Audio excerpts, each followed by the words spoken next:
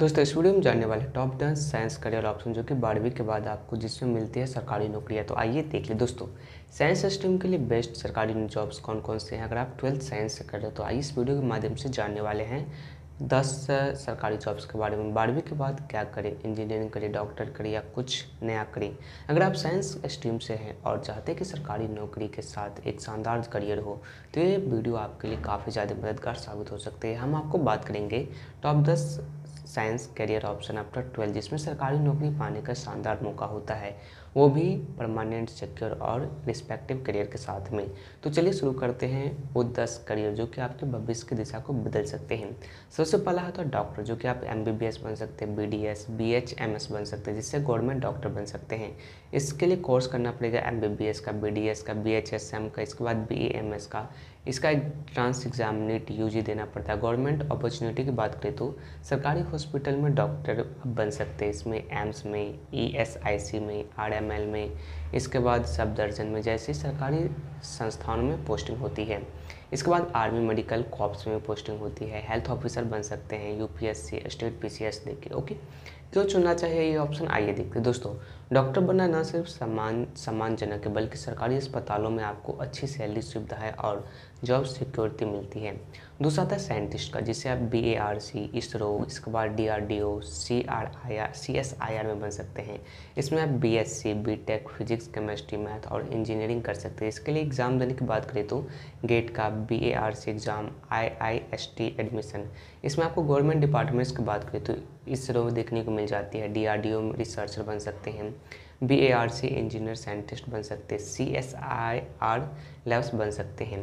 यह career option आपको क्यों चुनना चाहिए, आइए इसे जानने की कोशिश करते हैं दोस्तों। देश के लिए काम करने का गर्व, कटिंग एज टेक्नोलॉजी में रिसर्च और बेहतरीन पे स्केल के साथ में साइंटिस्ट बनना एक ड्रीम जॉब हो सकता है आपके लिए। ओके, इसके बाद जो तीसरा होता है इंजीनियर। जी हाँ, आप गवर्नमेंट सेक्टर में इंजीनियर बन सकते हैं, सिविल हो, मैकेनिकल हो, इलेक्ट्रिकल हो। इसके लिए आपको कोर्स जो करना पड़ेगा BTech, BE। ओके, इसके लिए एग्जाम की बात किया जाए तो गेट हो गया, SSC, JEE, UPSC, ESE दे सकते हैं। इंजीनियरिंग सर्विसेज डिपार्टमेंट्स में दे सकते हैं। इसमें आपकी ज्वाइनिंग इंडियन रेलवे हो गया, CPW हो गया, इसके बाद PWD में देखने को मिल जाती है। इसके अलावा आप इसमें DRDO में जा सकते हैं, जो इसरो होता है तो इसरो में भी जा सकते हैं। इसके बाद जो इलेक्ट्रिसिटी बोर्ड होता है, आप अपने राज्य में जा सकते हैं इलेक्ट्रिसिटी बोर्ड में। इसके बाद PSU जैसे ONGC हो गया, NTPC हो गया, BHEL हो गया, इसमें आप जा सकते हैं। यह करियर आप सबको क्यों चुनना चाहिए इसे जान दोस्तों। इंजीनियरिंग करके आप PSU और गवर्नमेंट डिपार्टमेंट में सिक्योर सरकारी नौकरी पा सकते हैं। गेट के जरिए भी कई सरकारी जॉब्स खुलते हैं। ओके, इसके बाद चौथा होता है फार्मासिस्ट। जी हाँ, गवर्नमेंट हॉस्पिटल और रिसर्च इंस्टीट्यूट, इसके लिए D फार्मा, B फार्मा। इसके लिए एग्ज़ाम की बात करें तो SSC का pharmacist, state PSC, AIIMS pharmacist exam दे सकते हैं। डिपार्टमेंट की बात किया तो जॉब की बात किया जाए तो सरकारी हॉस्पिटल में जॉब लग सकता है, रेलवे में लग सकता है, जो ESIC होता है उसमें जॉब लग सकता है। इसके बाद आर्मी मेडिकल स्टोर रिपोर्ट्स होता है, इसमें भी आपका ये जॉब्स लग सकता है। यह करियर ऐसा आपको क्यों चुनना चाहिए इसे हम जानने की कोशिश करते हैं दोस्तों। कम ड्यूरेशन का कोर्स और तेज रोजगार, फार्मासिस्ट एक ग्रोइंग करियर है जो कि खासतौर पर सरकारी हेल्थ सेक्टर में काफ़ी ज़्यादा ग्रो हो रही है। इसके बाद जो पांचवा कोर्स है वो है नर्सिंग का, गवर्नमेंट हॉस्पिटल में बन सकते हैं नर्स। इसके बाद मिलिट्री नर्सिंग कर सकते हैं। कोर्स की बात की जाए तो इसके लिए आपको BSc नर्सिंग, GNM। इसके बाद एग्ज़ाम की बात की जाए तो AIMS, AFMC, इसके बाद सर्विस MNS एग्ज़ाम दे सकते हैं। इसका करियर अपॉर्चुनिटी की बात किया जाए तो सेंट्रल गवर्नमेंट हॉस्पिटल में आप जैसे कि एम्स हो गया, RML हो गया, मिलिट्री नर्स हो गया, रेलवे हॉस्पिटल्स हो गया, इसमें आपकी पोस्टिंग हो सकती है। इसके बाद स्टाफ नर्स इन स्टेट PSC में चुन सकते हैं। यह करियर ऑप्शन आपको क्यों चुनना चाहिए, आइए इसे जानने की कोशिश करें दोस्तों। नर्सिंग एक सम्मानजनक और नोबल प्रोफेशनल है जिसमें अच्छी नौकरी के साथ साथ सेवा का मौका भी मिलता है। ओके, इसके बाद छठा आता वो होता है फोरेंसिक साइंटिस्ट, यानी कि फोरेंसिक साइंस एक्सपर्ट का। जी हाँ, जिसमें पुलिस डिपार्टमेंट में, IB में, CBI में जा सकते हैं। कोर्स की बात किया जाए तो BSc इन फोरेंसिक साइंस। एग्जाम की बात किया जाए तो UPSC, SSC, CGL, state PSC इसके डिपार्टमेंट की बात किया जाए तो फोरेंसिक लैब में जा सकते हैं, इंटेलिजेंस ब्यूरो में जा सकते हैं, इसके अलावा आप CBI में जा सकते हैं। इसके बाद जो CID होता है जो आप टीवी पे देखते हो, CID में भी जा सकते हैं। इसके बाद जो पुलिस डिपार्टमेंट होता है, पुलिस डिपार्टमेंट में भी आप इसमें बड़ी आसानी से जा सकते हैं। यह करियर ऑप्शन आपको क्यों चुनना चाहिए, आइए से जान दोस्तों।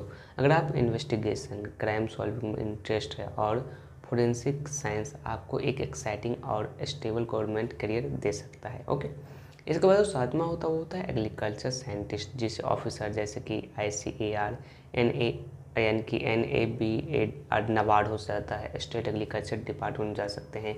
इसके लिए BSc एग्रीकल्चर, BTech एग्रीकल्चर करना पड़ता है। एग्ज़ाम की बात करें तो ICAR, NEIEE, IBPS, AFO state agriculture exam दे सकते हैं।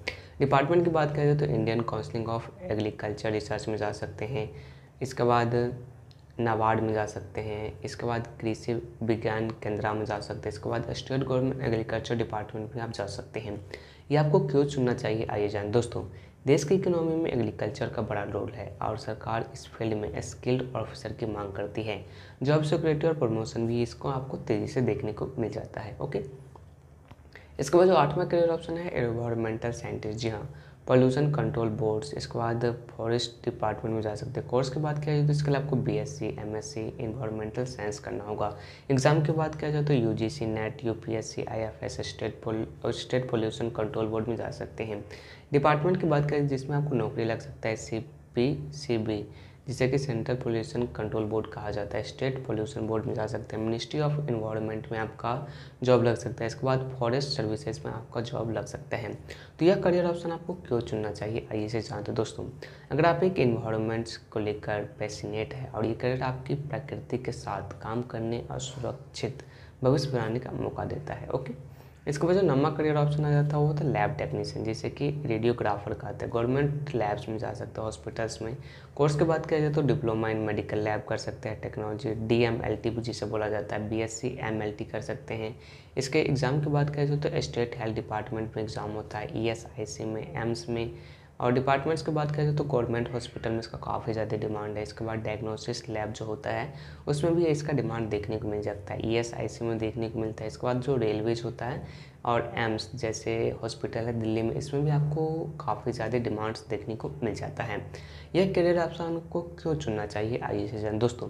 शॉर्ट टर्म कोर्स में अच्छी सरकारी नौकरी और देश के हेल्थ सिस्टम में योगदान, ये दोनों चीज़ें आपको लैब टेक्नीशियन बनने से मिल जाती है। ओके, इसके बाद जो 10वां होता है वो होता है meteorologist geologist, IMD geological survey of India. जी हाँ, इसके लिए आपको BSc MSc इन फिजिक्स, इसके बाद जियोलॉजी, एटमॉस्फेरिक साइंस। इसके लिए एग्ज़ाम की बात करें तो UPSC जियोलॉजी एग्ज़ाम, IMD।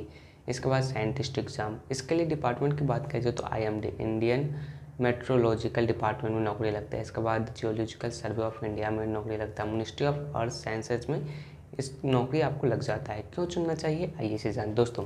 यह करियर साइंटिफिक रिसर्च और नेचर के बिहेवियर को समझने का मौका देता है, साथ ही गवर्नमेंट साइंटिस्ट बनने का प्रिविलेज टैग भी देता है। बोनस टिप क्या है, तो आइए से जान दोस्तों कैसे करें तैयारी। जी हाँ, कोचिंग वर्सेस सेल्फ स्टडी, दोनों में क्या क्या डिफरेंसेस है। कंपटीशन एग्जाम के लिए कोचिंग जरूरी नहीं है, लेकिन प्रॉपर स्ट्रेटेजी का होना बहुत ही ज़रूरी है। Current affair and general knowledge almost सभी एग्जाम में आपको काम आएगा। Mock test and PYQ practice is the key. जी हाँ, इसके बाद कंसिस्टेंसी, रोज़ पढ़ाई करें, भले ही 2-3 घंटा पढ़ें मगर आपको रोज़ पढ़ाई करना चाहिए। ओके, तो आइए इस वीडियो का क्या कुछ कंक्लूजन देखने को मिलती है इसे हम जानने की कोशिश करते हैं। दोस्तों, साइंस स्ट्रीम से 12वीं करने के बाद गवर्नमेंट जॉब पाने के कई शानदार ऑप्शन हैं। MBBS और इंजीनियरिंग के अलावा भी बहुत कुछ है जिसे आप कर सकते हैं। वीडियो पसंद आया तो वीडियो को लाइक जरूर कीजिएगा। इस जितना भी नौकरी बताए इन सभी करियर्स में न सिर्फ जॉब सिक्योरिटी बल्कि देश के लिए कुछ बड़ा करने का मौका भी देता है। तो अपने इंटरेस्ट और स्ट्रेंथ के हिसाब से करियर चुनना चाहिए और लग जाइए अपने सपनों को साकार करने के लिए। कौन सा करियर आपको सबसे ज़्यादा पसंद आया नीचे कमेंट करके ज़रूर बताइएगा। Thank you.